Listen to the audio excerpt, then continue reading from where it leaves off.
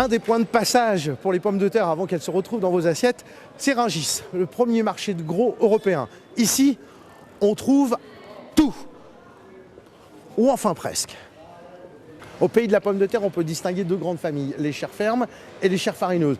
En cuisine, que l'on prépare une purée de pommes de terre, un potage ou des pommes de terre sautées, il faut bien choisir sa pomme de terre. On va commencer avec les chairs fermes. Tout ce qui est pommes de terre sautées, salade de pommes de terre rôties. Il nous faut une chair costaud, ferme, qui puisse résister à la cuisson. On va commencer avec la chérie, avec la peau rouge, idéale pour faire la salade de pommes de terre. Excellentissime, petit côté amer. À côté, la charlotte, probablement une des plus connues. Là, c'est plutôt pour la pomme de terre sautée. Tout de suite à côté, l'amandine. Que ce soit une chair ferme ou une chair farineuse, pour les choisir, l'important c'est la peau. Bien sûr, pas de points, pas de taches et bien évidemment, pas de germes. On passe au plus petit calibre avec les grenailles. Ici, la belle de Fontenay. Waouh! Absolument délicieuse avec le sel.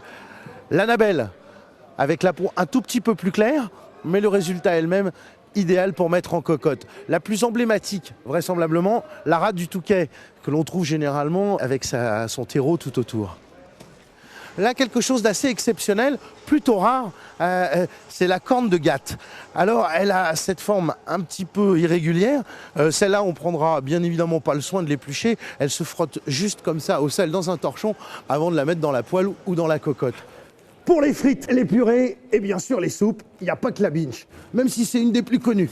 Il y a aussi la grilla. Et si ça ne suffit pas, il y a l'estima. Toutes les deux sont idéales pour faire les recettes que je viens d'évoquer. Pas que celle-là non plus. Il y a une des plus connues avec la binge, c'est la Mona Lisa. Quoi qu'il en soit, pour conserver parfaitement les pommes de terre, qu'elles soient à chair ferme ou farineuses, 6-8 degrés, à l'abri de la lumière et bien sûr de l'humidité.